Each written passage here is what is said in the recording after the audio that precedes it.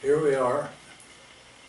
I've been reading a lot of books lately, and I thought I'd talk about one that I was quite taken with, that I finished and returned it back to the library. It was The Jungle by, I think it's Upton Sinclair, I think is the author. I was about to forget his name. It's a reissue of the 1906 book that he wrote about the Chicago stockyards and the general living conditions and working conditions of the people that were part of the stockyards workforce at that time. And it's a vivid description of how indecently human beings were treated by the people that ran the businesses those days, and perhaps that still is true in some instances and everything, but they really were taken advantage of and had a terrible time.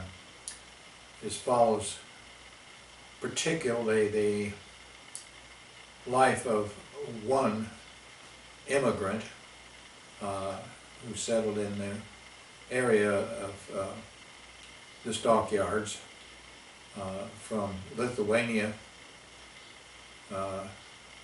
This is especially interesting to me because this is where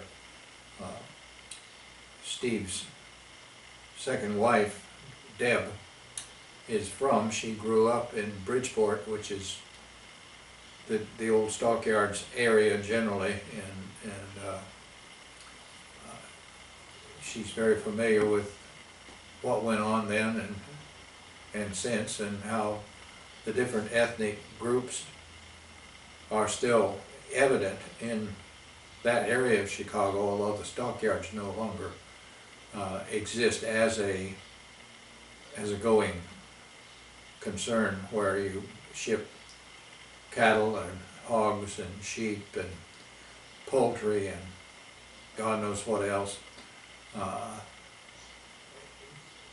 They've cleaned up the river, and the area is very cleaned up now. They had no cement walks, and in those days they just they had to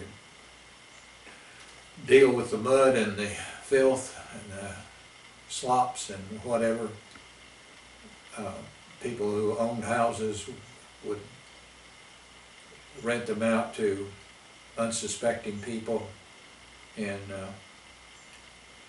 then raise the rent on them, or else kick them out when they could find somebody new. They would pretend to sell them, and then not make it not possible for them to actually ever close the sale. So this is described in this book in great detail. One of the very interesting chapters was when the author, Sinclair, had the Lithuanian guy get sort of picked up by the wealthy son of some millionaire who took him home, and he got to see how the other half lived, and for a short while this young son was apparently not disciplined at all, and he just picked up people in his drunken state and took them home, and then as soon as the servants found out about it, they kicked him out. But he got to see him, and Sinclair got to describe how the millionaires were living right next to the people who had nothing. So I was quite taken with that. I've been busy reading other books as well.